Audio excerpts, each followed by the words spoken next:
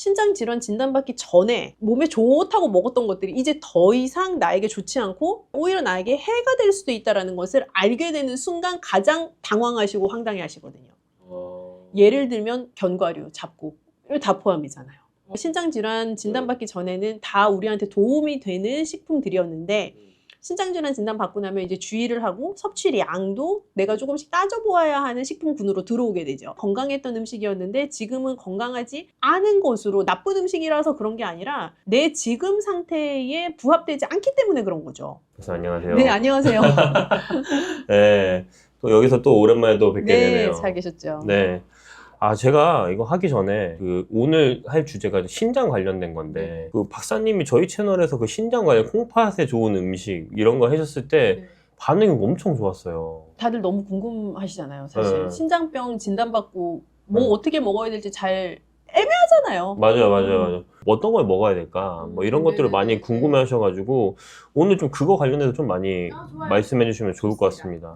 뭐 사실 우리 요 책 너무 서로건강 채널에서 매우 유명하잖아요. 아주 유명한 책 아닌가요? 네네. 그래서 이 콩팥병을 이기는 매일 밥상 이 책이 벌써 몇 년 됐죠. 제가 처음 이 책 준비할 때에도 신장병 있으신 분들이 뭘 먹으면 되는지 안 되는지 잘 모르시는 경우가 너무 많다는 걸 현장에서 알게 돼서 조금 쉽게 근데 좀 예쁘게 먹을 수 있는 이런 신장병, 콩팥병 있으신 분들을 위한 식단 관리 책이 있으면 너무 좋겠다 생각해서 쓴 거고 되게 예쁜 요리가 많잖아요. 보셔서 네, 아시다시피. 맞아요. 그래서 안 아프신 분들도 우와 맛있겠다 하는 생각이 드는 요리가 되게 많은데 요걸 써놓고 나니까 사람 욕심이 끝이 없다고 아쉬운 점이 보이는 거예요, 이제. 어떤 부분이? 이거는, 이 책은 그냥 요리책. 그러니까 신장병 있으신 분들이 이렇게 댁에서 해 드시면 좋아요 하는 요리책이고 앞에 신장 질환에 대한 이론들이 잘 나와 있기는 하지만 그냥 읽으시고 따라 만들 수 있는 목적의 책이잖아요. 네네. 근데 우리가 요즘 다 만들어 먹지 못하잖아요. 맞아요. 신장병 있으셔도 젊은 또 콩팥병 환우분들도 워낙 많으시기 때문에 뭐 편의점도 가셔야 되죠. 회식도 하셔야 되죠. 외식도 해야 되죠. 그럴 때마다 저는 못합니다라고 하고 계속 만들어 먹을 수 없잖아요. 그러니까 그 맞아요. 모든 기준들을 이 책에서 완벽하게 좀 설명이 안 되었구나라는 아쉬움이 좀 생기게 된 거죠. 박사님께서 저한테 그런 말씀 해주셨어요. 신장 관리에서 가장 중요한 게 어떤 게 있냐라고 제가 여쭤봤을 때 두 가지를 말씀해 주셨거든요. 혈압 관리랑 당뇨 관리. 이 두. 네. 근데 사람마다 그게 또 다를 수도 있잖아요. 예를 들면 사람마다도 다를 수 있지만 같은 사람에게서 날마다 다를 수도 있죠. 나이마다? 날마다, 데이마다. 그러니까 예를 들면 어떤 날 아침에 일어났는데 오늘 좀 몸이 붓는 것 같은 느낌이 있을 수 있고 어제까지는 좀 입맛이 괜찮은 것 같았는데 오늘은 입맛이 없을 수 있고 그러니까 신장병 앓고 계신 분들 중에 늘 똑같은 증상으로 평생 가시는 게 아니거든요. 날마다 바뀌는 세부 증상들이 있을 수 있는 거죠. 제가 듣기로는 박사님께서 그거에 관련된 좀 전자책을 제가 내셨다고 맞아요. 들었거든요. 그러니까 이 책에 대한 아쉬움을 약간 좀 만회해보고자 하는 저자의 욕심이죠. 그래서 네. 전자책으로 이제 뭐 굳이 이렇게 소개를 드리는 이유는 요리책을 보시는 분들 중에 이렇게 종이로 출판된 요리책을 사시면서 이것도 전자책이 있거든요. 네네. 전자책을 같이 사시는 분들이 있어요. 그래서 제가 왜 똑같은 책을 두 권 사시냐고 물어보면 이 책은 넘기면서 보는 느낌이 좋고 전자책을 펼쳐놓고 요리하기 너무 좋다고. 안 졌잖아. 생각해보면 저도 요리할 때 유튜브를 좀 많이 보고 그렇죠. 쇼츠를 틀어놓고 조금씩 멈추고 보고 보고 그렇게 많이 하는 것 같아요. 그래서 그렇게 음식과 관련된 것은 종이로 된 책도 좋지만 또 전자책, 그냥 PDF 파일로 가는 전자책을 편안해 하시는 분들도 굉장히 많구나. 그리고 요런 책 들고 다니면서 지하철에서 뭐 출퇴근할 때 보시기는 좀 무겁고 애매할 수도 있지만 전자책은 어쨌든 휴대폰으로 늘 언제든지 간편하게 또 보실 수가 있으시잖아요. 그래서 좀 신장 질환이 있으신 분들이 언제 어디서든 내가 그냥 메신저 하듯이 카카오톡 하듯이 늘 들여다볼 수 있는 지침서, 식단 지침서가 있으면 너무 좋겠다라는 생각이 들어서 전자책을 한 권 더 내게 됐죠. 그래서 이제 신장 관리 하시는 분들은 요 콩팥병을 이기는 매일 밥상도 보시지만 우리 또 신장 관리 할 수 있는 이 식단 실전 가이드도 같이 보시면 너무 좋죠. 기본적으로 시청자분들 궁금해할 만한 질문 위주로 제가 좀 준비를 해봤어요. 그래서 오늘 한번 전자책의 내용과 신장에 대해서 관심이 있으신 분들, 관리에 정말 절실하신 분들을 위해서 같이 한번 얘기해보면 좋을 것 같겠어요. 첫 번째 질문 한번 해볼게요. 신장 식단의 중요한 점에 대해서 말씀드렸는데 중요한 점이 있긴 하지만 사람들이 이게 매일 지키기가 어렵잖아요. 제가 듣기로는 박사님께서는 실제로 신장 환우분들을 영양사나 많이 해주신 걸로 걸로 알고 있는데 그런 분들을 좀 경험해 보셨을 때 신장 식단에서 가장 중요한 점 그리고 또 환우분들이 실패하시는 가장 큰 이유가 뭔지 설명해 좋을 것 맞아요. 같아요. 근데 그게 참 식단을 바꾸고 교정한다는 게 대부분 의지의 문제라고 생각하시는데 이건 의지의 문제라고 표현하기에는 너무 가혹해요. 저는 의지의 문제보다는 네. 구조, 말하자면 루틴의 문제다라고 생각해요. 그러게요. 내가 의지적으로 얘를 고쳐야지, 뭐 안 먹어야지, 반대로 먹어야지 이렇게 생각하는 나의 의지를 가지고 할 수 있는 건 작심삼일이라는 단어가 왜 있겠어요. 의지를 가지고 100% 모든 것을 다 고칠 수는 없는데 다만 내가 무언가를 습관이 되게끔 세팅하는 그러니까 내 라이프 안에서 그게 시스템이 되고 구조가 되게 세팅하는 것 그렇게 하면 나도 모르게 잘 적용해 나갈 수 있는 쉬운 방법이 되는 거죠. 그래서 의지보다는 내 구조를 찾아야 되는 거죠. 그래서 내가 지킬 수 있는 나의 시스템, 나의 구조. 실제로 그런 상담 오시는 분들한테 이런 구조를 먼저 설명해 주시는 편이신가요? 맞아요. 왜냐하면 보통 신장 질환 진단 받으신 분들이 가장 먼저 음식에 대해서 액션을 취하시는 것 중에 하나가 뭐냐면 나 뭐 먹으면 안 되지라는 그 금지 리스트를 보시고 외우신단 말이에요. 근데 그게 능사가 아니라는 거죠. 금지 리스트에 있다고 해서 내가 평생 안 먹을 의지가 있어요? 그건 아니잖아요. 그 금지 리스트에 없다고 해도 다 자유롭게 다 먹어도 되냐? 하면 그것도 아니거든요. 그래서 금지 리스트를 외우는 게 능사가 아니고 어떻게 하면 내가 내 일상생활 가운데 평생 유지해야 되는 이 식습관을 잘 구조화할 것이냐 하는 게 문제라는 거죠. 구조를 안다고 해도요. 당연히 그 구조가 잘 지켜지지 않는 순간이라는 게 자주 나타나죠. 예를 들면 어떤 분? 예를 들면은 우리가 그냥 공부를 한다고 해도요. 내가 이런 순서로 하루에 몇 시간씩 공부를 해야지 라고 생각한다고 학생 때 그렇게 하셨습니까? 라고 모두에게 물어보면 아무도 그렇게 못 하셨어요. 우리가 구조를 항상 만들지만 그 구조를 다 의지적으로 모든 거를 지키지 못하잖아요. 그 신장병 있으신 분들을 제가 식사 구조가 중요하다고 말씀드리는 거는 평생을 유지해야 되기 때문에 그렇게 말씀드리는 건데 그런 세팅을 배우고 익혀나가는 중이라고 하더라도 당연히 무너지는 순간이 있죠. 특히 내가 음식에 대한 자율권이 많이 없을 때 예를 들면 사 먹어야만 하는 순간일 때 그 평상시 식사와 다른 패턴 예를 들면 무슨 결혼식을 갔어요. 결혼식 필요한 음식을 먹을 거예요. 이런 평소와는 다른 식사 패턴을 보이는 어떤 순간 그럴 때 되면 내가 세운 구조와 다른 환경이 갑자기 따랑하고 나타나잖아요. 그때는 누구나 무너질 수 있죠. 그래서 그 무너진 거를 어떻게 되돌릴 수 있느냐 굉장히 중요해요. 이 전자책의 핵심이기도 해요. 복구 장치라고도 볼 수가 있겠네요. 당연하죠. 왜냐하면 무너졌다고 해서 와 끝이야 이렇게 생각하실 필요는 없거든요. 왜냐하면 나의 내일은 또 반복되는 거니까요. 그래서 내가 오늘 살짝 무언가가 구조에서 벗어났다고 해도 그 벗어난 구조를 헤이 몰라 라고 생각하고 그 벗어난 구조에서 그냥 주저앉으실 게 아니라 다시 원래의 내가 짜놓았던 내 시스템, 내 루틴으로 복귀할 수 있는 그 복구 장치라는 게 굉장히 중요하죠. 그래서 그 복구 장치를 어떻게 세팅하냐, 나의 리셋할 수 있는 계획은 대체 뭐냐, 그걸 정하는 것도 굉장히 중요하죠. 그리고 그건 또 천편일률적으로 정할 수도 없어요. 신장 질환 앓고 계시는 아주머니께서 경험하고 계시는 증상과 그분의 라이프에서 적용할 수 있는 식사 구조와 그 구조가 무너졌을 때 적용할 수 있는 복구 장치라는 게 나한테 똑같이 적용되지 않을 수 있잖아요. 모두가 다 다른 라이프를 살고 다 다른 입맛을 가지고 있고 다 각각 다른 증상 속에 살아가잖아요. 그래서 각각 자기에게 맞는 그 증상을 파악하고 내 구조는 무엇인지 그리고 내가 그 구조에서 벗어났을 때 어떻게 하면 복구할 수 있는지를 스스로 생각해보고 세팅하는 건 굉장히 중요해요. 들은 말 중 제일 어려운 거는 스스로 생각하고 하는 그게 저는 엄청 어려울 것 같아요. 어렵죠. 그래서 스스로 생각하시라고 자율권을 100%빵 하고 열어드리면 보통 어떤 일이 생기냐면 열심히 흩어져 있는 지식들을 모으세요. 그리고 본인만의 잘못된 기준을 정립하신단 말이죠. 근데 생각하는 건 너무 중요한데 그렇게 잘못된 기준 하에서 생각할 바에는 안 하시는 것도 어떨까 싶어요. 그래서 제가 드리는 책들을 보면서 요렇게 생각의 방향을 가야 되는구나. 요 방향 안에서 생각하셔야 돼요. 라는 걸 딱 규정을 해드릴 테니까 그 안에서 자유롭게 생각하셨으면 좋겠어요.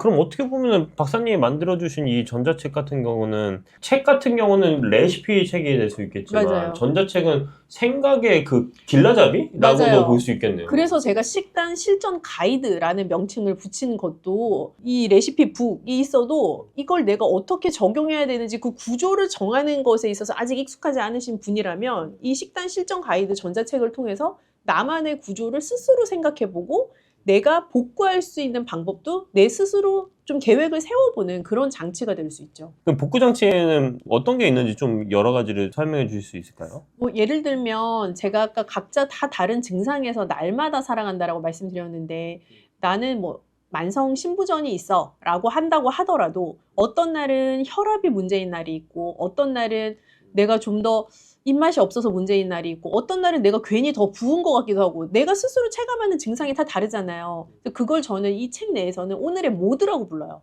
모드? 네, 오늘 모드가 대체 뭐냐? 네. 그거를 잘 판단할 수 있는 기준. 그래야 내가 어떠한 상태의 사람인지 알 수 있는 거죠. 예를 들면 어떤 친구가 수학 공부를 해요. 근데 이 친구는 수학을 예를 들어서 한 70점 정도 맞는 친구예요.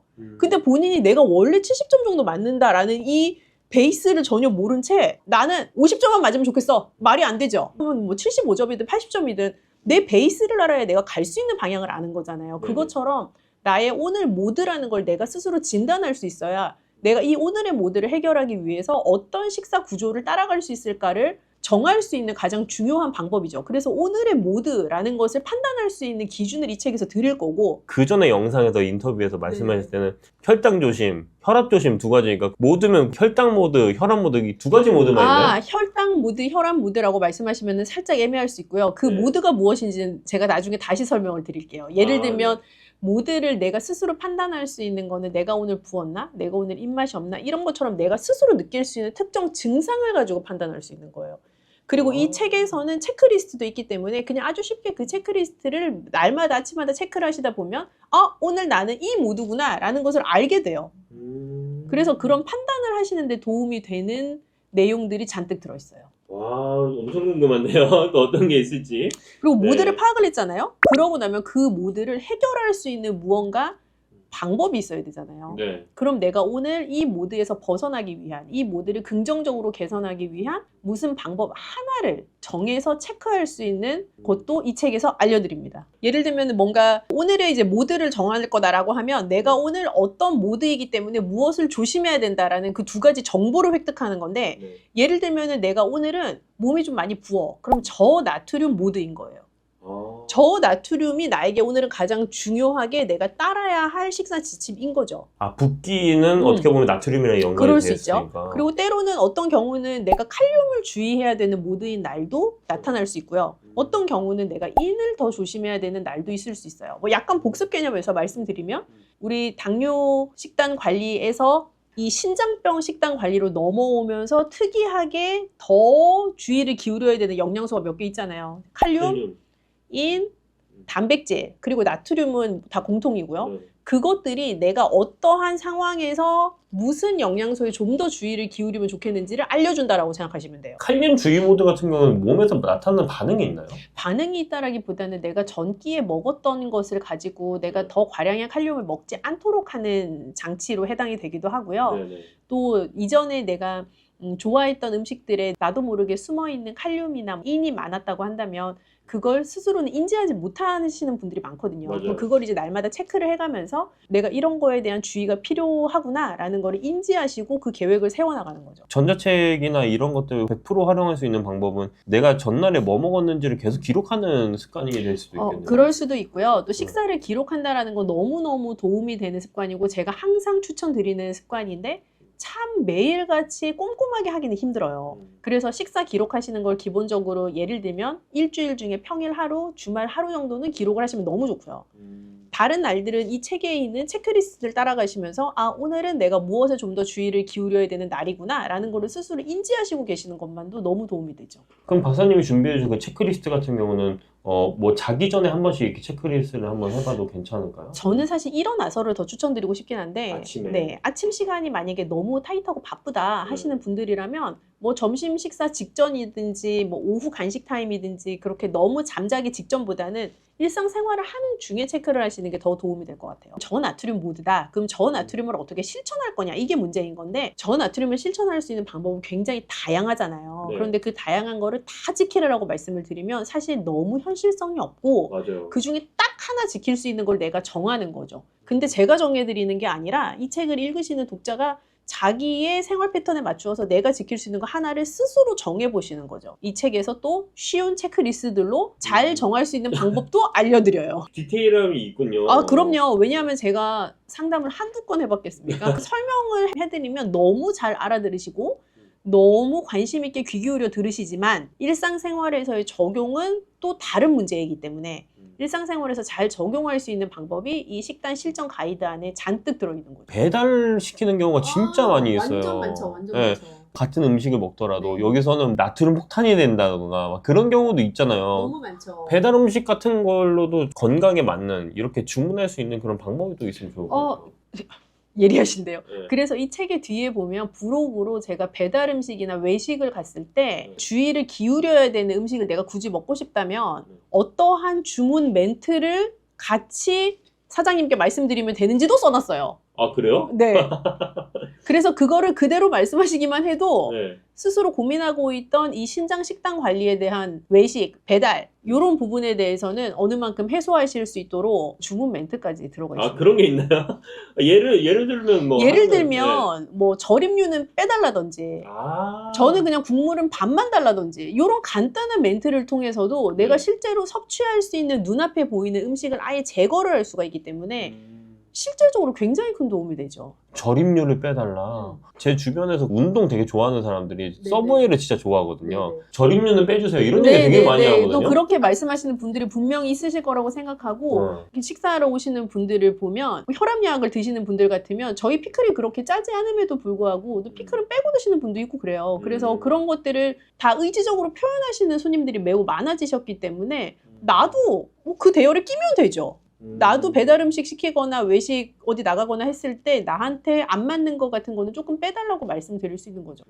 저도 뭐 너무 과도한 칼로리나 지방을 먹지 않고 싶을 때에는 뭐 사이드로 나오는 전 같은 건 안 주셔도 된다고 말씀드릴 때도 있거든요.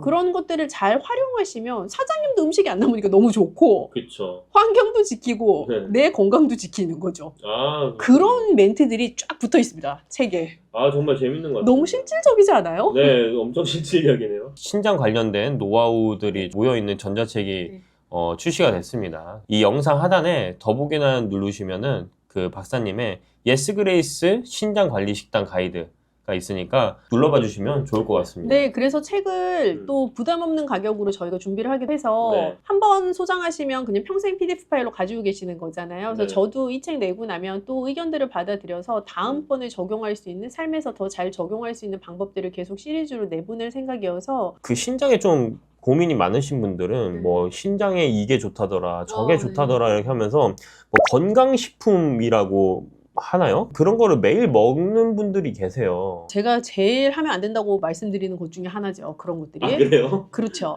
이게 신장 질환을 진단받고 식단 관리를 시작하면 가장 황당한 멘트 중에 하나가 뭐냐면 스스로 황당하다고 느끼세요. 환우분들이. 신장 질환 진단받기 전에 몸에 좋다고 먹었던 것들이 이제 더 이상 나에게 좋지 않고 조금 더 심각해지면 오히려 나에게 해가 될 수도 있다는 것을 알게 되는 순간 가장 당황하시고 황당해 하시거든요.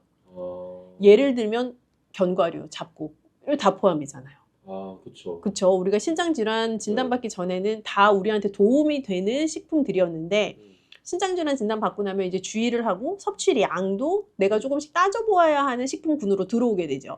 그런 것처럼 예전에 건강했던 음식이었는데 지금은 건강하지 않은 것으로 나에게 포지션을 바꿔야만 하는 음식들이 이제 포함이 되어 있는 거죠. 그건 나쁜 음식이라서 그런 게 아니라 내 지금 상태에 부합되지 않기 때문에 그런 거죠. 좋다고 하는 음식도 좋다고 하는 것 자체가 오해일 수가 있어요. 뭐 어떤 음식이든 과유불급이고 예를 들면 누군가에게 효과가 있었다고 해도 나에게 동일한 효과가 있을 수는 없기 때문에 타인의 말만 100% 의지해서 내가 같이 열심히 과량 복용할 필요도 없고요. 어떤 음식이든 어떤 식재료든 대놓고 약처럼 먹는 것은 그렇게 바람직한 방법은 아니에요. 왜냐하면 아무리 몸에 좋은 것이라고 해도 결국엔 다양하게 섭취를 하는 게 중요해서 식사에 제약 조건이 있으신 분들도 그 제약 조건 하에서 다양하게 드실 수 있는 방법을 스스로 잘 알게 되시는 것이 중요한 거지 특정한 하나의 식재료에만 몰입해가지고 드시는 거 별로 권하지 않죠. 그럼 예를 들면 오늘 미역국을 먹었는데 그 다음 날에는 좀 해조류류에서도 좀 다양하게 이렇게 먹. 그럴 수도 있고 해조류가 아닌 예를 들면 버섯이나 뭐 다른 쪽으로 옮겨갈 수도 있죠. 구독자분들이 질문이 가장 눈여겨봤던 부분 중에 하나가 신장을 이식받는 분들이 꽤 있으시잖아요. 이식을 받고 나면은 100% 다시 건강해진 건가요? 우리가 신장은 누구나 다 정상적으로 두 개를 가지고 있기 때문에 정상적인 건강한 신장을 한쪽 이식을 받으면 이식을 해주신 분도 이제 하나의 신장을 가지고 살게 되는 것이고 이식을 받으신 분도 이제 하나의 신장을 가지고 살게 되시는 거예요. 그래서 신장의 기능이 일반 정상인에 비해서는 50%? 네, 두 개 가지고 돌던 신장이 이제 하나를 가지고 돌기 때문에 각각 50%의 물리적인 기능을 하는 신장을 가지고 살아가게 되는 거죠. 그리고 신장 이식을 받으신 분들은 그 전에 이미 신장 이식 외에는 다른 방법을 취할 수가 없어서 최후의 선택이자 수단으로 신장 이식이라는 방법을 택하신 거기 때문에 신장 자체는 건강한 신장을 다시 받으셨기 때문에 좋을 수 있지만 전체적으로 많이 허약한 상태일 수 있죠. 건강 자체가 많이 떨어져 있는 상황일 것이고 이식이라는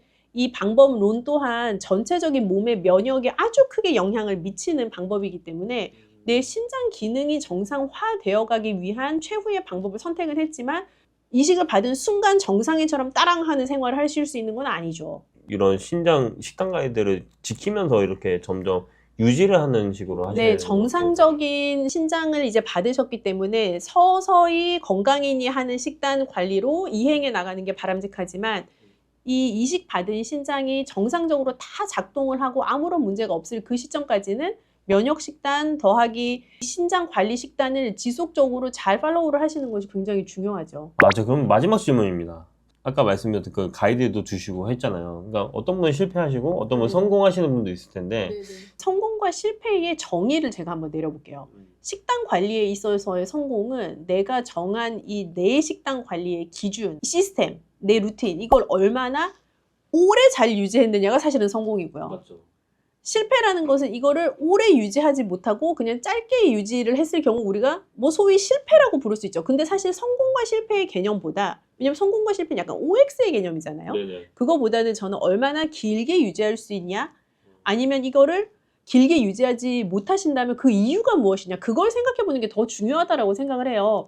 그래서 식단 관리를 길게 유지를 하실 수 있는 분은 확실한 본인의 기준과 내가 이걸 적용할 수 있는 방법, 그러니까 내 삶의 방식 중에 적용할 수 있는 그 방법을 세부적으로 잘 세우신 분들이 확실히 오래 가기는 합니다. 정리를 해보면은 일단 어느 정도 그 가이드가 머릿속에 좀 저장이 되어 있어야 그 기준을 좀 잘 설정할 수 있다고 보여지는 것 같아요. 예를 들면 내 오늘 모드가 뭐냐, 내가 정할 수 있는 구조, 루틴은 뭐냐, 이 구조가 무너졌을 때 어떻게 복구해야 되냐, 뭐 또는 내가 어떻게 나의 이 신장 식단 관리라는 장기 프로젝트를 잘 업데이트해 나가면서 지속할 수 있느냐 이런 것들 방법 자체가 듣기만 해도 너무 할 게 많을 것 같이 느껴지잖아요. 그리고 실제로 이 책도 짧지 않아요. 우리 거의 70페이지가 넘을걸요. 그래서 책의 분량이 꽤 있는 알찬 내용이기 때문에 한번 쭉 처음부터 끝까지 읽어보시고 잘 모르겠는 부분은 이렇게 체크해 놓으셨다가 다시 돌아가서 한번 읽어보시고 그리고 중간중간 내용이 다 이해가 안 되셔도 체크리스트 써놓은 것들이 이렇게 날마다 체크하는 습관을 가져보시고 하면 충분히 이 책을 통해서 저는 건강해질 수 있는 방법을 스스로 만들어 나가실 수 있을 거라고 생각해요. 그 가이드에 있는 것대로 어떻게 먹으면 좋을까 고민이 되면은 콩팥 살리는 레시피 이것도 한번 보시면서 그렇죠. 댁에서 만들어 드실 일이 많으시다면 진짜 이 책이 제일 효자책일 거고요. 나는 만들어 먹는 시간보다 무언가 내가 날마다 사 먹기도 해야 되고 뭐 간단하게 배달 주문도 할 일도 많고 대응해야 될 일이 많다 라고 생각하시는 분들 이번에 나온 이 전자책을 먼저 보시는 것도 추천입니다. 저 영상이 하단 더보기란에 박사님의 이번에 만든 신장 식단 가이드 한번 확인해 보실 수 있습니다. 끝으로 이 책을 좀 많이 궁금해 하시는 분들이 좀 있을 것 같아요. 어떤 분들이 이걸 좀 많이 보시고 도움 받기를 원하시는지. 우선 신장 식단 관리를 하셔야 된다라고 병원에서 한 번이라도 들어보신 분 혹은 건강검진을 했는데 신장 수치가 이렇게 안 좋아지시면 좀 안 될 것 같은데요 라는 경고 메시지 들어보신 분 그리고 실제적인 검사 수치에서 계속 이렇게 관리하시면 만성 신장 질환 돼요 라고 하는 병원 내에서 경고를 들어보신 분 오늘 영상 보시는 분들 중에 되게 많을 것 같은데 그런 분들이라면 우선 나의 상태를 알아보고 내가 어떻게 하면 되는지 지침도 파악하실 겸 이런 책을 가지고 시작하시면 너무 좋을 것 같아요. 가격도 굉장히 저희가 저렴하게 준비를 했잖아요. 내용에 들어있는 거는 전혀 저렴한 내용이 아니라 정말 박사님의 지금까지 신장을 가이드해 주셨던 그 내용들이 뭉축해서 들어있으니까 꼭 한번 봐보시면 되게 좋을 것 같습니다. 네, 특히 생활 속에서 좀 실전용으로 내가 적용할 방법이 어디 없을까라고 고민하셨던 분들이라면 사실 강력 추천이죠. 안녕하세요. 저는 영양학 박사입니다. 그레이스라고 불러주시면 좋을 것 같고요. 숙명여대 식영과에서 겸임교수하고 있고 또 영양 관리하는 회사도 대표로 운영하고 있는 여러분들의 먹는 모든 것을 책임져 드릴 그레이스입니다. 반갑습니다. 사실은 지금 네. 저희 구독자분들이 신장 쪽에 네네네. 엄청 관심이 많으세요. 네. 어떻게 하면 신장 쪽에 좋은 음식을 어떻게 먹어야 될지 그런 것도 네. 관심이 많으시는데 사실 신장이라는 조직은 우리가 무언가를 먹었을 때에 모든 최종 배출을 담당해야 하는 기관이에요. 그렇다 보니까 평생을 살면서 이 신장을 가지고 나의 모든 먹는 걸 대사하고 마지막 찌꺼기 배출까지 완료가 되어야 내 몸의 대사가 완벽하게 진행이 되는 건데 우리 되게 오래 살잖아요. 그러니까 슬슬 신장이 지쳐가는 상태로 노화가 일어나게 되고 당뇨나 고혈압 같은 질환이 있으시면 신장이 같이 부가적으로 안 좋아져요. 그래서 우리나라의 당뇨병 유병률, 고혈압 유병률이 올라가면서 신장병에 대한 유병률이 같이 상승하고 있는데 아주 특징적으로 요즘은 젊은 신장병 환자가 많아요. 신장병 환자들의 나이가 점점 내려가고 있어요. 그래서 예전처럼 정말 시니어만을 위한 질환이 아니라 20대, 30대 분들도 나 체중 체크하는 것처럼 신장 수치 어떤지 한 번씩은 체크해 보실 필요도 있어요. 신장이 안 좋아지면 어떤 일이 발생하시나요?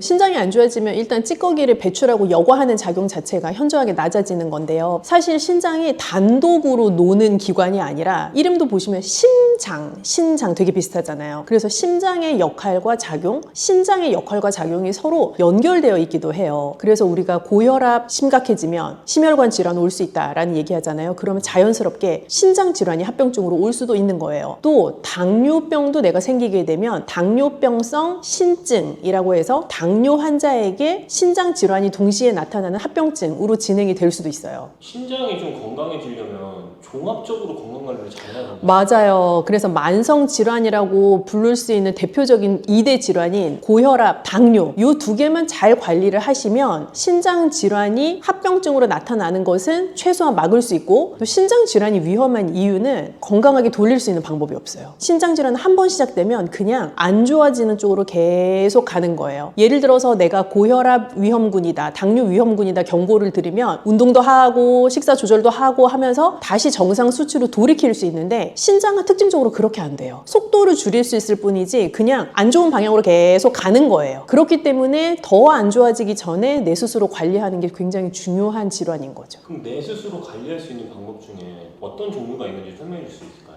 사실은 거의 유일하고도 아주 중요한 게 식사 관리인데요. 먹는 것을 관리하는 것은 아주 중요해요. 그래서 특히 뭐가 중요하냐면 소금 섭취. 그러니까 고혈압 환자랑 같아요. 나 저염식 먹는 거 그리고 평생 지속할 수 있는 저염식 하는 거 굉장히 중요하고요. 두 번째는 단백질. 요즘 보통 머슬업 할 거야 그 단백질 엄청 많이 드시고 50대, 60대 되신 분들도 단백질 챙겨 먹어야 근 감소증 안 온다 하면서 많이 챙겨 드시잖아요. 그런데 신장이 안 좋아지기 시작하면 단백질이라는 영양소는 굉장히 신장에 무리가 가는 영양소가 돼요. 그래서 적정량만큼의 단백질을 챙겨 드시는 게 굉장히 중요하고 또 다음 세 번째는 인과 칼륨이라고 하는 우리 몸에서 정상적인 대사에 꼭 필요한 미량 영양소이지만 신장에는 무리가 될 수 있는 미량 영양소 그걸 잘 적정한 양만큼 섭취하는 게 중요해요. 근데 신장병 환자들에게 제가 적정량이라는 단어를 쓰는 게 참 죄송한데 대체 적정량이 뭐냐라고 많이 물어보시거든요. 단백질의 적정량은 쉽게 탁구공 크기 생각하시면 될 것 같아요. 탁구공을 생각하시면 딱 그냥 그 정도 양만큼 내가 한 번 먹을 때 먹는다라고 생각하시면 대부분 한국인 성인한테서는 적정한 양에 해당할 수 있어요. 칼륨이나 이런 걸 조심해야 된다고 말씀하셨는데 네. 어느 정도까지 조심해야 되는지 솔루션이 혹시 있으신가요? 네. 그 신장병 환자분들의 문의가 워낙 많아서 사실 저희가 되게 사명감을 가지고 쓴 책이 바로 이것입니다.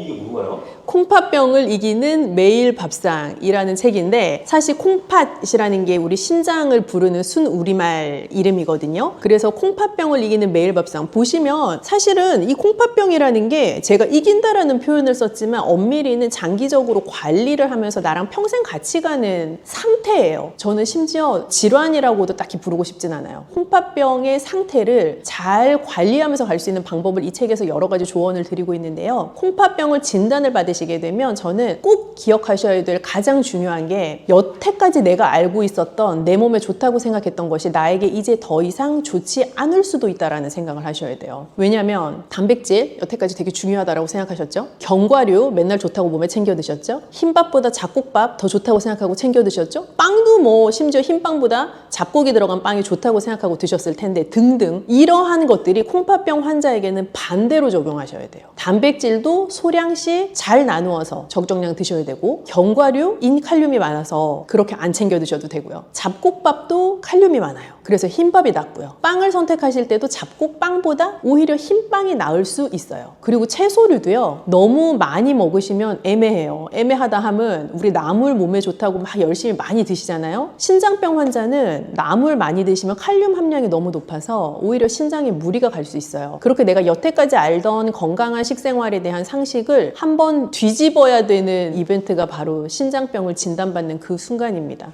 사실은 물에 빠진 고기는 고기로 취급 안 한다는 분들 많으시지만 신장병 진단 받으시면 구워 먹거나 볶아 먹거나 이런 조리법보다 사실 물에 빠진 게 훨씬 좋아요. 고기도 물에 삶아 드시는 게 좋고요. 그럼 뭐 우리나라식으로 치면 보쌈이나 수육이나 그런 메뉴들이 이제 해당할 수 있겠죠. 그래서 기름기가 없는 부위를 선택하셔서 잘 삶아서 드시는 조리법이 좋고 채소도요. 볶아가지고 먹고 하는 것보다 물에 좀 데쳐서 담가 놓았다. 그랬다가 한번 살짝 저염으로 묻혀서 드시는 그게 물에 담그는 과정에서 칼륨의 수용성이기 때문에 많이 용해돼서 나가거든요. 그래서 그렇게 드시는 게 좋아요. 그러면은 양념 같은 것도 좀 조심해야 되겠어요. 네, 양념은 무조건 저염입니다. 저염이라고 하면 맛없겠다 그런 생각 많이 하시고 사실 맛 없어요. 그렇게 저염으로 드시면. 그런데 이 맛을 어떻게 살릴 수 있느냐가 사실 핵심이고 기술이잖아요. 저염이라고 하면 우리가 많이 쓰는 소금, 간장, 된장, 고추장 이런 무슨 장으로 끝나는 거 많이 안 쓰는 게 저염인데 그럼 뭐 딴 거를 써야 맛있을 거잖아요. 그래서 권장할 수 있는 게 좋은 식초, 레몬즙, 좋은 카레가루, 염분이 낮지만 나의 입맛에 또 다른 킥을 줄 수 있는 양념을 쓰시면 좀 맛있게 식사를 하시면서도 또 동시에 저염으로 즐길 수 있는 방법이 돼요. 좋은 식초가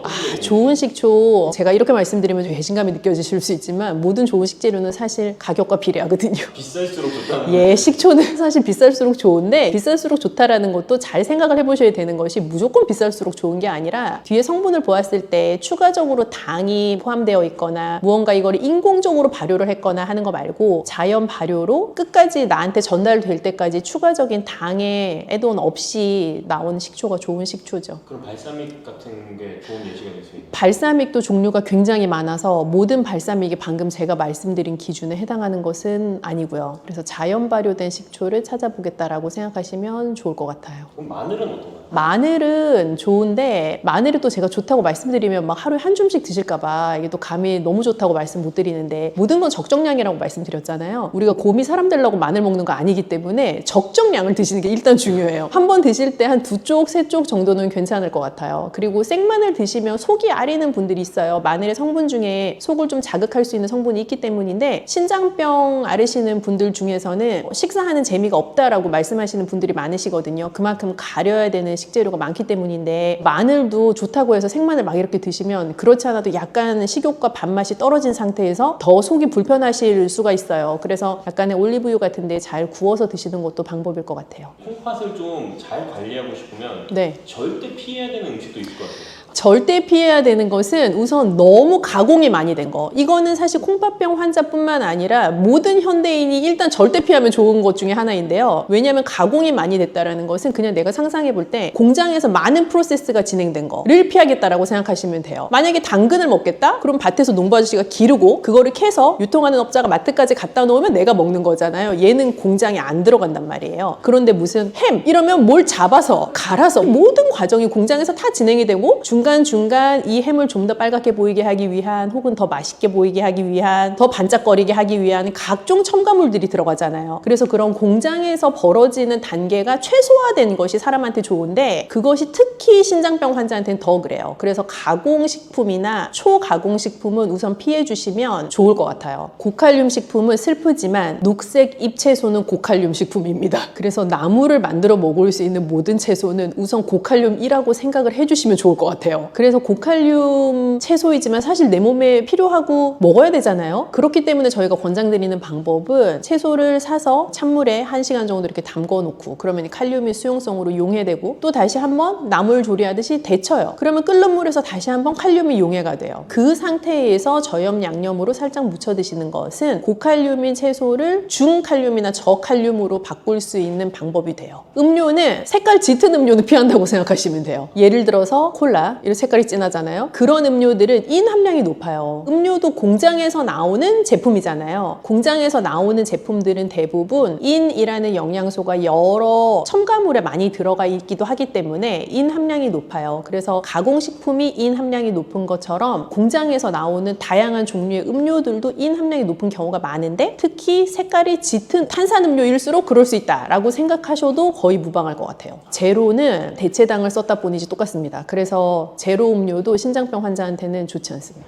하루 식단을 챙기는 게 너무 쉽지 않아요. 왜냐하면 하루에 3끼나 먹어야 되는데 하루 3끼를 매번 똑같은 걸 먹을 수도 없고 너무 지겹단 말이죠. 그래서 사실 이 책에 보시면 하루 식단을 꾸릴 수 있는 아주 쉽고 간단한 방법이 많이 제한이 되어 있고 게다가 저는 또 이 음식은 예뻐야 된다고 생각하기 때문에 아주 예쁘게 먹을 수 있는 많은 방법들도 나와 있어요. 신장에 좀 고민이 많으신 구독자분들을 위해서 좀 한마디. 네, 사실 신장병에 걸리면 인생 살면서 되게 중요한 재미가 먹는 재미인데 그 먹는 재미를 많이 포기하셔야 된다라는 슬픈 감정을 느끼실 수도 있어요. 그런데 어찌되었건 신장병이 있다라는 것을 알게 되셨다는 건 그만큼 관리할 수 있는 기회가 나에게 주어졌다라는 것이기도 해서 지금부터라도 내가 지금 상태에서 가장 재미있게 즐겁게 맛있게 먹을 수 있는 음식들을 찾아 나가시면 좋을 것 같아요. 그래서 먹는 즐거움도 너무 많이 포기하지 마시고 또 내 상태에 대한 관리도 너무 부정적으로 생각하지 마시고 그 두 개를 잘 밸런스를 이루어 가실 수 있었으면 좋겠는데 그런 방법들을 제가 다른 영상 통해서도 다양하게 한번 제안을 드려볼게요. 근데 소금 물이라는 것은 기본적으로 염분이 있는 상태의 물이잖아요. 그러면 상식상으로는 내 혈관 기능을 해치는 거죠. 그 염증성 경로 자체를 촉진하는 게 될 수도 있죠. 그래서 소금물 자체가 어떤 염증을 제거한다라는 거는 좀 큰 오해일 가능성이 크죠. 소금물 말고 다른 거를 먹는 게 좀 더 도움이 될 수도 있겠다. 아침 공복에 먹는 물 종류로요. 네네. 이게 전해질을 공급하는 미네랄을 공급하는 방법으로 소금물이라는 걸 먹는다면 사실 네, 목사님 안녕하세요. 네, 안녕하세요. 네, 저희 채널 오랜만에 좀 나오시는 것 같아요. 그러네요. 같이 나오는 거 오랜만이네요. 제 주변에서 박사님한테 궁금한 점이 진짜 많이 있어요. 아, 네. 접수 좀 받아오시지. 네, 그 중에 가장 사람들이 관심 갖는 것 중에 하나가 뭐냐면 어떻게 이렇게 날씬하시냐. 그거를 저요? 사람들, 예. 그거를 사람들이 엄청 안 궁금해하죠. 먹으면 됩니다. 잘 안 먹는다기보단 그냥 한 번에 많이 안 먹는 것 같아요. 한 번에 많이 안 먹는다. 저 먹는 거 되게 좋아해요. 근데 먹는 거 좋아하시는데 어떻게 이렇게 좀 날씬한지 사람들이 그거 엄청 궁금해하시는 분들이 진짜 많습니다. 다이어트 캠프에 한번 오시겠습니까? 핫한 주제 중에 하나가 그 중에서 소금물 다이어트? 그거에 사람들이 진짜 관심 많이. 요즘 진짜 소금물 공복에 드시는 분들 저한테도 많이 물어보세요. 제 지인분들 중에서도 계세요. 아침 공복에 소금물 마시면은 뭐 살이 쫙 빠진다 막 이런 내용을 사람들이. 그게 살 빼려고 드시는 거구나. 살이 빠지는데 건강하게 살 빠지는 거 사람들이 제일 궁금해하긴 하잖아요. 그래서 얼굴이 막 팅팅 부어 있는 거 그거 독소 싹 빠지고 그런 거를 사람들이 좀 많이 궁금해하는 것 같아요. 그래요. 이게 소금물을 왜 드실까? 좀 약간 이런 이론에 좀 약간 부정적인. 저는 반대입니다.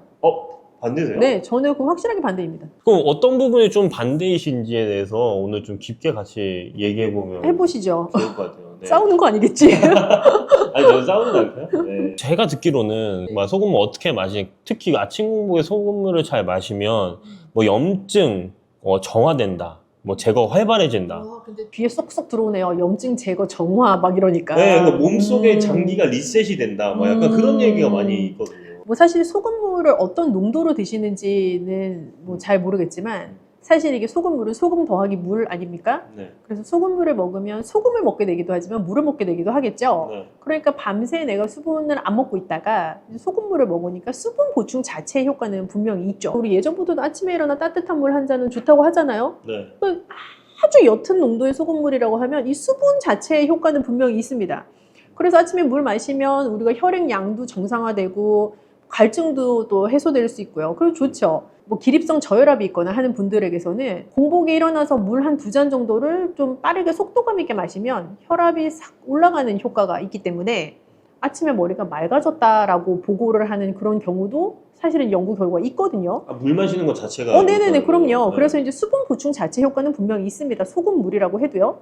근데 이제 소금물이라는 게 문제인데 이게 물이 아니고 소금을 정말 뭐라고 할까요? 정말 아주 조금 넣어서 먹었을 때 짠맛이 있는 둥 마는 둥 뭐 거의 모르겠는 요 정도의 농도라고 하면은 소금 자체가 이 어떤 공복의 아침에 생리적인 변화에 미치는 영향은 크지는 않을 것 같아요. 그런데 딱 먹었을 때 와 짭짤하다 요런 맛이 나는 정도의 농도의 소금물이라고 하면 그것 때문에 더 갈증이 증가하게 되고 더욱 물을 계속 마시고 싶은 상황으로 갈 수가 있는 거죠. 그래서 사실은 뭐 이 아침에 소금물 먹어서 내가 어디가 정화됐다고 디톡스죠?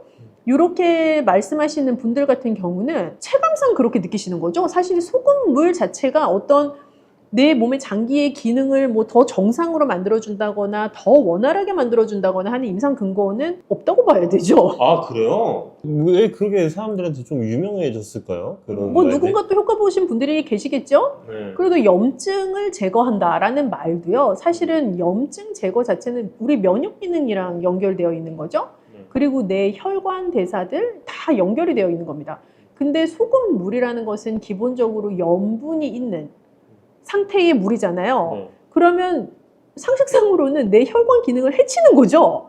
그 염증성 경로 자체를 촉진하는 게 될 수도 있죠. 그래서 소금물 자체가 어떤 염증을 제거한다라는 거는 좀 큰 오해일 가능성이 크죠. 보통 일반 물을 마셨을 때는 소변은 빨리 배출되는데 염분이 있는 거 마셨을 때는 그 배출되는 그 속도가 좀 저하돼가지고 몸속에 수분이 오래 남을 수 있다. 막 그런 얘기도 있긴 해요. 이제 그런 차원이라기보단 이게 결국에 소금이라는 것 자체는 Na 플러스 Cl 마이너스로 분해되는 전해질의 일종이란 말이죠. 네.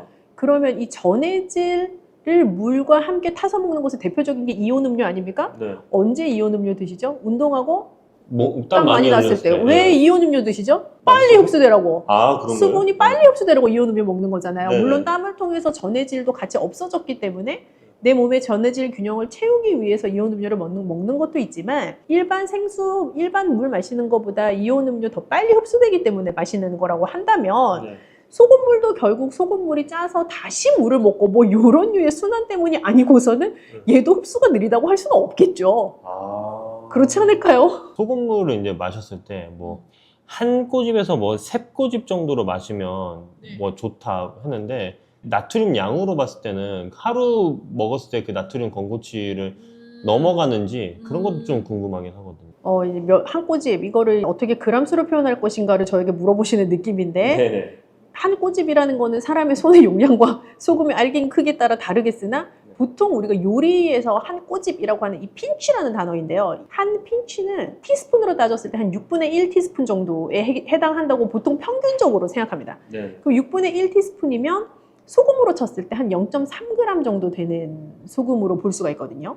그러면 이 소금은 Na와 Cl로 구성이 되어 있기 때문에 나트륨의 무게 자체는 소금 전체에서 한 39% 정도 됩니다. 네. 나트륨 무게는 한 39%좀 되니까 단위로 환산하면 한 118mg 정도 됩니다. 그래서 한 꼬집이 118mg 정도 되니 뭐 세 꼬집이면 354mg 정도 되죠. 네네. 그러면 뭐 이렇게 평균적으로 따졌을 때 뭐 한 200에서 250mg 정도 되는 나트륨 양이라고 볼 수가 있고요.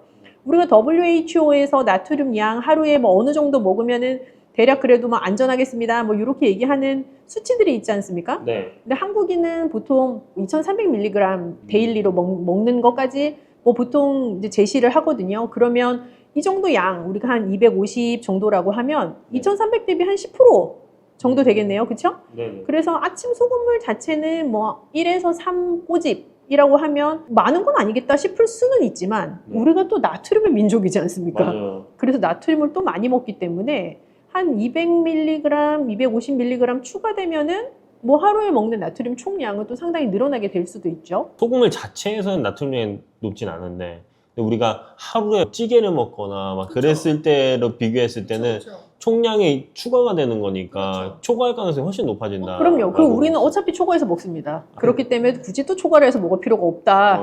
그게 제가 이 소금물 요법을 별 쓸데없다라고 생각하는 가장 핵심 이유죠. 드라마틱한 변화가 있었다라는 후기들이 좀 몇 개가 있어서 좀 그런 것 같아요. 예를 들면은 혈당이 내려갔다든지 아니면 피부가 갑자기 좋아졌다라든지 그런 내용이 있으니까 사람들이 그 소금물 다이어트라든지 소금물을 마시면서 하는 거를 좀 더 관심을 갖는 것 같아요. 그럴 수도 있고요. 네. 뭐 그런 후기의 관점에서 우리가 생각을 해볼 때 이제 가장 주의해야 될 지점은 뭐냐면 이런 말 들어보셨어요? 연구를 진행할 때 예를 들면 A라는 식품의 효과를 보기 위해서 특정하게 분리된 분들에게는 진짜 A를 주지만 그 외에 대조군인 분들에게는 A를 주지 않고 다른 비슷한 거를 줍니다. 우리가 네. 그걸 위약을 준다라고 얘기를 하는데 다른 비슷한 거를 먹은 분은 A를 먹은 게 아니잖아요. 네. 근데 다른 비슷한 걸 먹은 분도 좋은 효과가 나타나는 경우가 있습니다. 왜게요? 체질 차이인가요? 아니요. 심리적인 효과예요. 왜냐하면 내가 이렇게 건강에 좋은 무슨 연구에 참여하고 있어.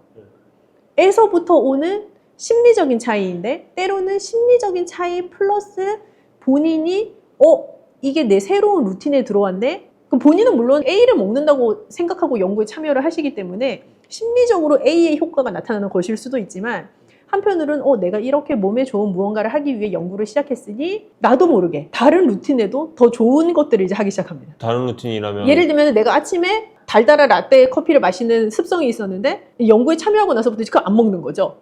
예를 들면 그런 본인만의 평소와 다른 루틴들을 세팅을 하는 게 이제 인간이라는 동물이죠. 그래서 소금물이라는 것이 이제 몸에 좋아서 내가 따라하기 시작했다면 이제 그 원리대로 생각해 보면 그것도 하시지만 내가 이렇게 몸에 좋은 걸 시작했으니 그런 위약의 효과들이 나타나는 경우들이 있고요. 소금물 자체를 먹어서 뭐가 효과가 나타났다라고 하려면 이 소금물 자체를 아주 연구 중심에 놓은 임상 연구가 대대적으로 시행이 돼야 되는데 지금 그게 아니라 일상생활 가운데 많은 대중분들이 이 요법을 따라해 보시면서 효과가 있다라고 하시는 거기 때문에 그게 소금물을 먹어서 나타나는 효과인지 그분이 다른 거를 나쁜 걸 안 해서 동반적으로 나타나는 효과인지 아니면 소금물도 먹지만 다른 좋은 것도 또 동시에 하셔서 수반되는 효과인지는 아무도 모르는 거죠. 이걸 제대로 임상을 해보려면 일단 모수 자체도 좀 많아야 되기도 하겠지만 진짜 제대로 해보려면 내 평소 루틴을 전부 다 똑같이 하는데 마침 공복에 이것만 마시는 것만 하나 추가하는 정도 그게 그 어떻게 효과를 보면 보기 더 한 좋은 개인의 차원에서 볼 때는 그게 정확한 방법일 수는 있겠죠. 네네. 그러나 이거를 일반화시켜서 모든 사람에게 소금물을 먹는 것이 이러한 건강적인 이점이 있다라고 하려면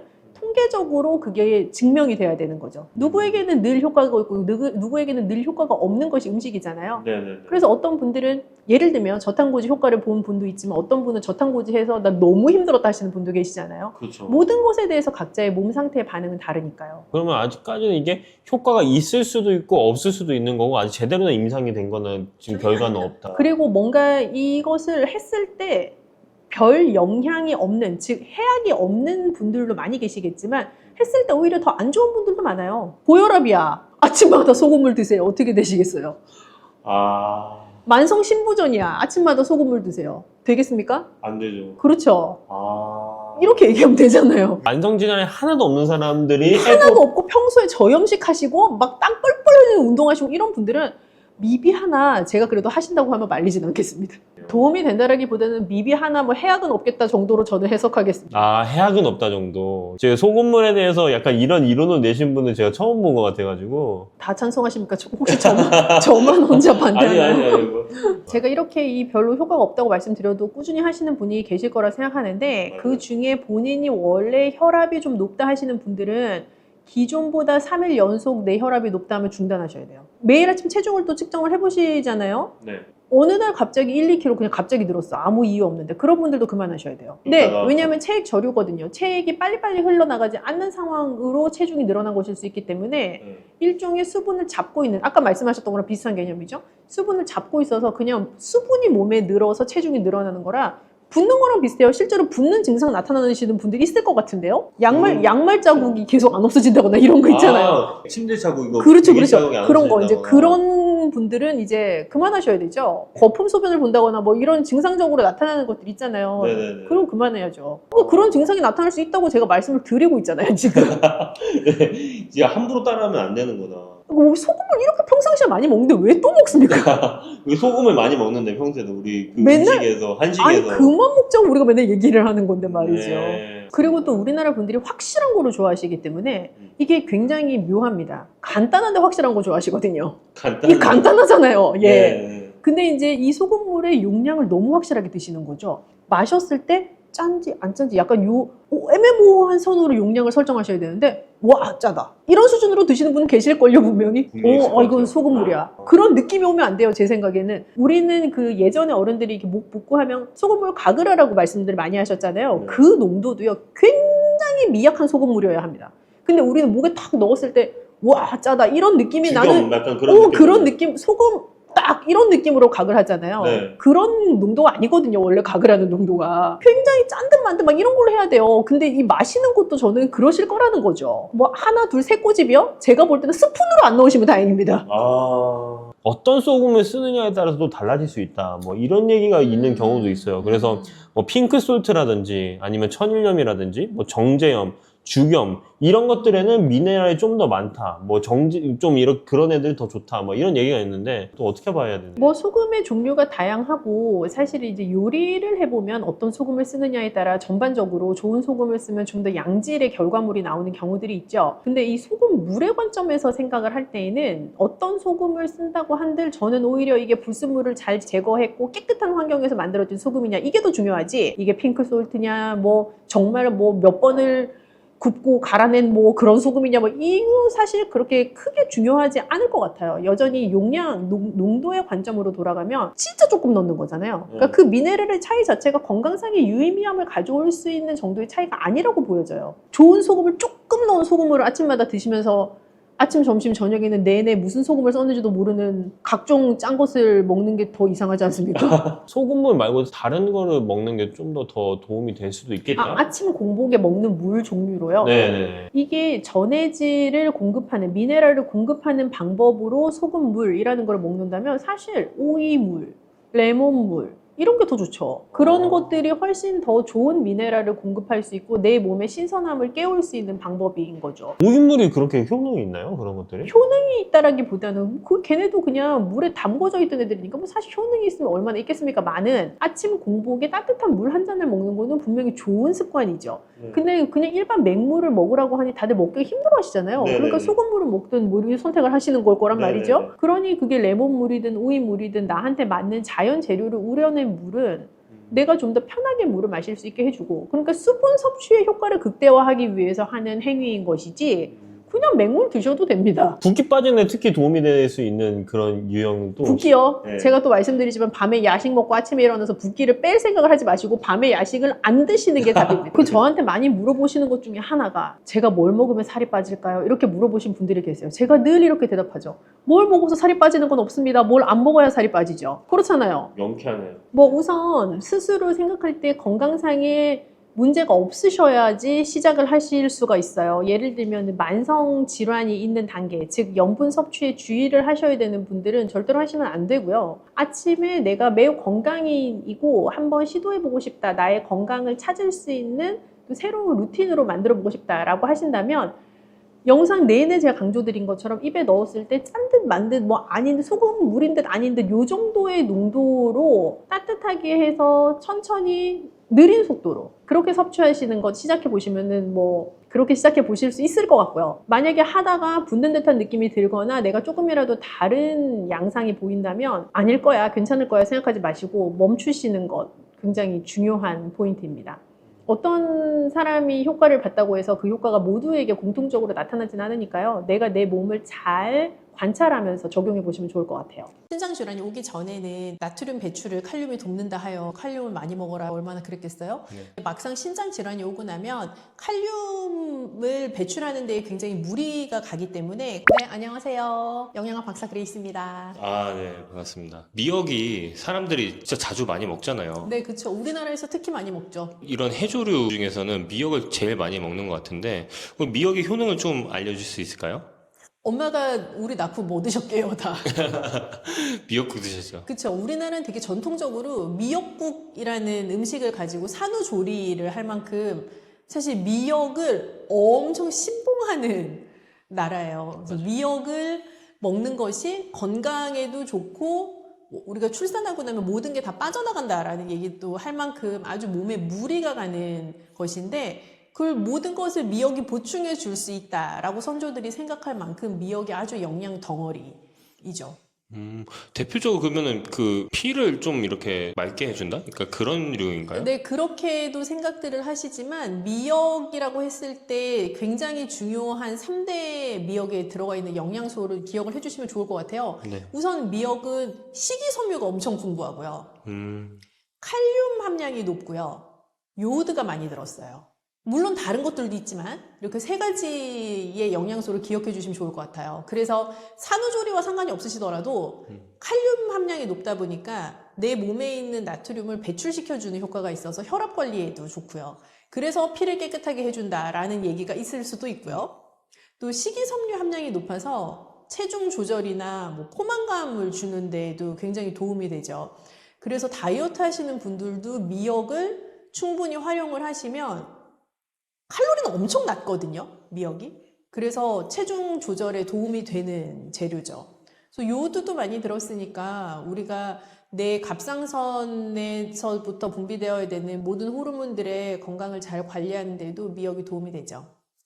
다이어트에 도움이 많이 된다고 했는데 네. 그러면 그 포만감을 더 많이 일으켜서 그렇게 되는 거죠? 네, 그 포만감을 주는 이제 요인이 식이섬유 때문인 거죠. 식이섬유가 많이 들어가 있으니까 내가 다른 예를 들어 똑같은 그람수의 미역과 똑같은 그람수의 소고기를 먹는다고 가정을 하면 칼로리는 훨씬 낮고 식이섬유는 훨씬 높은 재료인 거죠. 그걸로 배를 부르게 만드는 것이니 당연히 체중 조절에 도움이 되죠. 미역이랑 좀 조합이 좋은 음식이 또 있을까요? 재료에 대해서만 내가 불호하지 않는다면 어떤 다른 짝꿍이랑도 잘 어울린다라고 생각을 하는데요. 뭐 따뜻한 요리로도 너무 좋고요. 뭐 예를 들면 미역국, 미역죽 뭐 이런 따뜻한 요리도 너무 좋고 미역 냉국 이런 것처럼 차가운 요리도 미역이랑 또 어울리잖아요. 그래서 미역을 내가 싫어하지만 않는다면 사실은 두루두루 잘 어울리는 해조류죠. 방금 그 말씀하실 때 미역국, 미역죽을 말씀해 주셨는데 그 미역죽으로 먹었을 때 이런 이점이라는 게 또 있을까요? 미역국도 아니고 미역죽이라고 생각하시는 분 계실 수 있는데 미역죽은 말 그대로 미역과 쌀을 푹 끓여낸 이제 죽요리잖아요. 어르신들이 소화가 안 될 때 함께 변비 증상이 올 수도 있는데 미역은 일단 식이섬유소 함량이 높고 변비 해소에 아주 탁월한 재료이기 때문에 미역죽은 어르신들의 변비 개선에도 상당히 도움이 되는 메뉴라고 볼 수 있죠. 그리고 미역 자체가 엽산 함량도 굉장히 높아요. 그래서 내가 뭐 내 신경 기능, 뇌 기능 건강하게 유지하고 싶어 하면 또 엽산이 우리가 중요한 영양소거든요.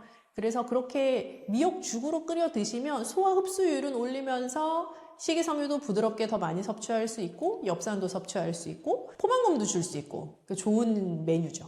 근데 이게 미역죽 같은 걸 먹으면은 좀 네. 비린내가 좀 날 수도 있을 것 같아요. 그 해조류를 꺼려 하시는 분들 중에서는 말씀하신 것처럼 뭐 물비린내, 비린내라고 하는 그 해조류만의 독특한 냄새를 힘들어 하시는 분들이 계신데 미역죽도 그렇고 미역국도 그렇고 결국에는 이 그들이 말씀하시는 비린내라는 걸 어떻게 잡느냐의 문제인 것 같아요. 그래서 건조 미역을 만약에 쓰실 거다 그러면 잘 불려가지고 이제 깨끗하게 씻으시고 그걸 잘게 썰어서 뭐 들기름이나 참기름 같은 데 볶으면 그 비린내라고 하는 그 냄새가 확 하고 한번 없어지죠. 그 상태에서 죽을 끓이시면 훨씬 고소하고 풍미가 좋은 죽을 만들 수 있어요. 그 미역죽에 좀 넣으면 좋을 만한 게 마늘 같은 건 좀 어떤가요? 마늘 같은 것도 너무 좋고요. 비린내를 날리는 데도 당연히 도움이 되고요. 그래서 마늘도 좋고, 뭐 간을 마지막에 하실 때 소금 간도 깔끔하게 너무 좋고요. 아니면 국간장이나 멸치 육수를 쓰시거나 하는 유로 소금이 아닌 다른 간을 가미할 만한 재료들을 같이 활용하시면 풍미가 조금 더 배가 된 죽을 끓이실 수 있어요. 미역은 요오드가 많아서 좀 갑상선에 영향을 줄 수 있다고 좀 들었거든요. 네네네. 미역도 적정 섭취량이라는 게 또 있을까요? 그럴 수 있죠. 사실 우리나라는 미역을 굉장히 과량 섭취하는 식문화를 가지고 있는 민족 중에 하나죠. 그래서 미역을 내가 너무 많이 먹으면 뭐 갑상선이 안 좋아지나요? 이렇게 생각하실 필요는 사실은 없고, 미역을 주의하셔야 되는 분들은 갑상선 관련된 질환이 있으시거나 뭐 갑상선 관련된 수술을 하셨거나 하는 분들은 좀 조심하셔야 될 필요가 있어요. 그래서 너무 과량 드시면 좀 위험할 수 있고, 갑상선 기능이 정상적이신 분들은 뭐 우리가 먹는 것 정도의 미역 양이면 또 크게 무리 없이 소화하실 수 있습니다. 신장에 좀 관심 있는 분들한테 네. 좀 미역 섭취할 때 주의할 점이나 이런 게 있으면 좋을 것 같아요. 그것도 어려운데요. 미역에도 칼륨이 높잖아요. 근데 신장 질환자 분들이 주의하셔야 될 영양소 중에 하나가 이제 칼륨인데, 신장 질환이 오기 전에는 나트륨 배출을 칼륨이 돕는다 하여 우리가 또 칼륨을 많이 먹으라 얼마나 그랬겠어요? 네. 근데 막상 신장 질환이 오고 나면 칼륨을 배출하는 데 굉장히 무리가 가기 때문에 칼륨이 너무 많은 재료는 조금 힘들어요. 근데 미역도 칼륨이 높은 재료이다 보니까 신장 질환이 오기 전처럼 많이 드시는 거는 조금 피하셔야 된다라고 생각을 하고요. 다만 녹색 채소와 마찬가지로 미역을 충분히 한번 팔팔 끓여서 그 물은 버리고 한번 끓여낸 미역으로 죽을 끓이시거나 국을 끓이셔서 드시면 칼륨 함량을 현저하게 낮출 수가 있죠. 근데 미역은 칼륨 함량이 높은 거를 빼고는 뭐 식이섬유 함량도 높고 또 엽산 함량도 높고 하기 때문에 적정 양으로 지켜서 드시면 건강 관리에 도움이 되는, 그리고 신장 질환자 분들에게도 건강 관리에 도움이 되는 음식인 것은 맞아요. 미역죽을 한번 제대로 좀 먹어보면 좋을 것 같아요. 드셔보시겠어요? 네. 좀 먹어볼 수 있나요, 지금? 그럼요. 그럼 한번 기대해 보겠습니다. 전문가가 또 한번. 전문가가 있나요? 전문가가 있죠. 그분. 한번 전문가가 있잖아요. 한번 봐보겠습니다.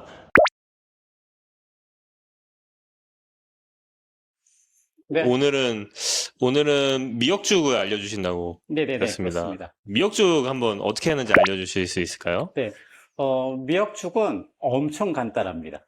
1번, 밥을 만든다. 2번, 미역국을 만든다. 3번, 이 두 개를 적정량을 넣고 끓인다. 너무 간단하죠.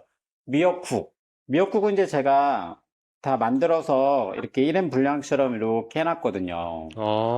네. 그래서 이게 정말 여기 상태에서 밥을 말아 드셔도 맛있어요. 미역국이에요. 일반 미역국보다는 미역량이 한 3배 정도 많다고 생각하면 됩니다. 그러면은 물은 어느 정도 넣고 미역은 어느 정도 넣고 그리고 소스라는 게 있다고 하셨는데 네네, 치킨 소스. 치킨 소스, 치킨 스톡인 네, 맞아요. 거죠? 그거는 또 어느 정도 양을 넣으면 좋은지도 말씀해 주시면 좋을 것 그냥 같아요. 물 한 컵 반 정도. 물 한 컵 반? 그리고 아까 그 치킨 스톡 한 티스푼 정도. 한 티스푼이요? 네, 많이 들어가면 안 돼요. 직접 드셔보시면 알아요. 짜요. 집에서 할 때는 이거 조절하시면 되죠, 뭐. 적당한 간으로 나는 좀 싸게 먹는다? 그러면은 좀 더 드시고. 혹시 나는 치킨 스톡이 집에 없고 네. 집에 있는 재료로만 네. 만들고 싶다 하시는 분들이 있을 텐데 네. 그러면 그러면 원초적인 걸로 가야 되죠. 그러면 집에 멸치랑 다시마 아무것도 없다. 그러면 마트를 가셔야 돼요. 그래서 집에 멸치랑 다시마, 새우 이런 걸 가지고 육수를 끓여가지고 보관해서 나중에 미역국을 먹으려고 하는데 냉장고에 오래 뒀더니 얘가 또 상했어. 마음이 너무 어렵잖아요. 그래서 우선은 준비를 하세요. 근처에 마트에 팔아요. 아니면 쿠팡에도 있죠. 많이 있습니다. 그냥 주문하시면 다음날 새벽에 배송이 되니까. 네. 그 다음에 이제 미역을 저는 들기름에 살짝 볶아요. 살짝 볶은 다음에 그 다음에 육수를 넣어서 푹 끓이는 형태거든요. 들기름은 너무 많이 넣으면 느끼하지. 들기름량 한번 조정해 보세요. 한번 해보시고. 네. 보통 셰프님은 한 스푼 정도 넣으시나요? 네, 1인분 했을 때, 네, 한 스푼 정도 생각하면 될 것 같습니다.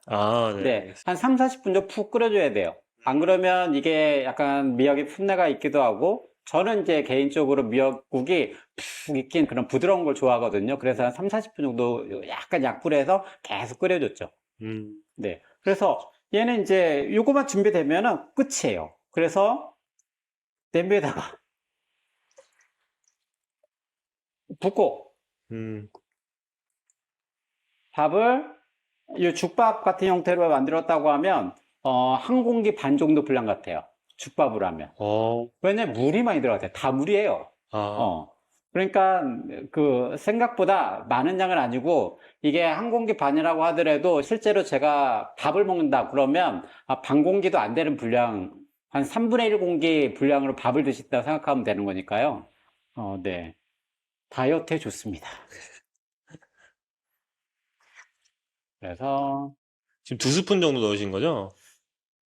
이걸로 2스푼은 좀 애매하죠? 이게, 네. 한 공기 반 정도 분량이, 그램으로 하면 300g 정도 넣긴 하는데, 한 공기 반 정도 분량. 네. 이렇게 하면은, 그래서, 미역국 양이랑 밥 양이랑 보면 한 1대 1.5 정도?